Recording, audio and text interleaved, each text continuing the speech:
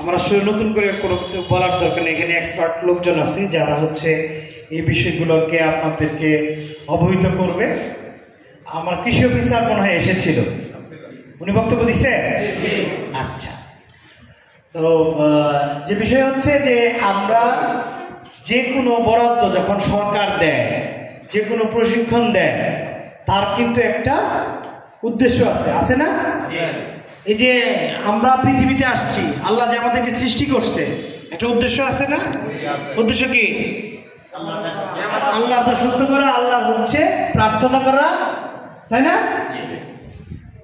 তো দুনিয়াতে কোনো কিছুই হচ্ছে উদ্দেশ্যবিহীন কিংবা উদ্দেশ্য ছাড়া সৃষ্টি হয় নাই। আপনাদেরকে যেটা বলবো সেটা হচ্ছে যে এই যে প্রশিক্ষণটা নিয়ে যাচ্ছেন, এটা যেন এরকম না হয় আসলাম, দেখলাম, কিছু চা নাস্তা দিল, চা নাস্তা খেলাম, তারপরে গেলাম, বাড়িতে গিয়ে ভুলে গেলাম, এটা যেন না হয়। সরকার একটা ফান্ড এখানে, এই প্রশিক্ষণটা আপনাদের টাকায় হচ্ছে।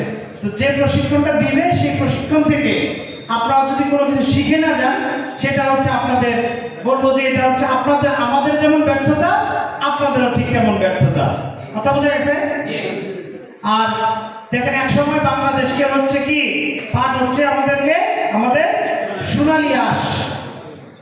এখন বিভিন্ন সময় দেখা যায় যে আপনারা জেনে থাকবেন যে আমাদের যে পাটের যে ইয়াটা, পলিথিন, যেটা পলিথিনের